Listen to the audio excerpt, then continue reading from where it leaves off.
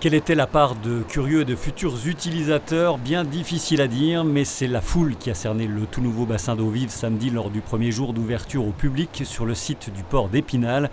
Le débit était réglé au minimum, à 4 mètres cubes par seconde, pour cette opération séduction qui a fonctionné sans doute au-delà des espérances. On ne s'attendait pas à avoir une telle affluence et puis de voir tout le monde avec le sourire, les enfants qui montrent, une belle curiosité, beaucoup de gens qui posent des questions, qui s'intéressent, c'est vraiment sympa.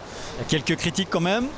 Eh ben non, surprenamment, on s'y attendait un peu, on était prêts, mais non, là on a plutôt eu moi j'ai plutôt eu des gens qui me disaient qu'ils étaient sceptiques ou un peu contre le projet, que finalement l'implantation du paysage et puis le peu de bruit que ça fait et puis l'outil que c'est, les gens sont plutôt rassurés et super contents. Quand on vous aura rappelé que cette nouvelle structure aura coûté 5 700 000 €, que du projet en 2016 à sa concrétisation, son histoire n'aura pas été un long fleuve tranquille, avec son flot d'opposants, il sera temps de laisser la parole à ceux qui vont en faire ou pas un outil apprécié.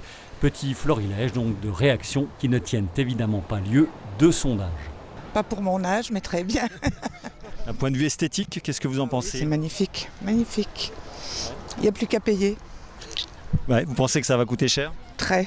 Bon, après c'est sûr qu'un mélange terre-pierre on va dire dans le paysage ça peut choquer, mais bon après non, moi je trouve que c'est pas mal. Pour le côté sportif d'Épinal, c'est pas mal.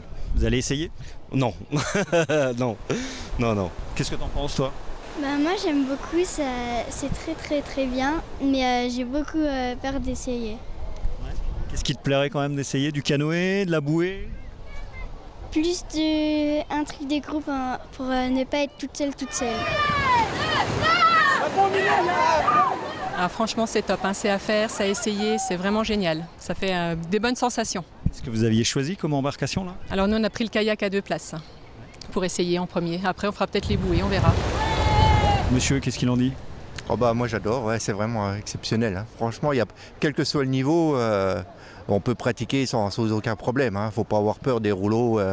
C'est peut-être plus impressionnant, c'est sûr, quand on est au-dessus, qu'on revoit les rouleaux. Les rouleaux, ça doit être dur, mais quel que soit le niveau, ça va, c'est bien. Alors moi je trouve que ça se marie super bien avec le parc. Je sais qu'il y a des commentaires un peu en disant que c'était une catastrophe pour l'écologie, etc. Mais je trouve que très honnêtement, ils ont choisi des matériaux qui s'insèrent bien dans l'environnement et c'est une belle réussite, c'est chouette. J'en reviens au prix, vous avez payé combien là? 20 € l'heure par personne. Ça vous paraît? Correct. Franchement, ouais, parce qu'on fait autant de tours qu'on veut, donc voilà. Puis on peut changer en bas, on peut prendre les bouées, on peut reprendre le bateau de rafting. Sachant que des prix préférentiels sont proposés aux habitants de la communauté d'agglomération qui a porté le projet, le grand public, les sociétaires du club de canoë-kayak, mais aussi les pompiers qui ont contribué à financer l'équipement lors de sessions d'exercice. Tous vont donc faire vivre cette base Naturo et plus généralement le site du port.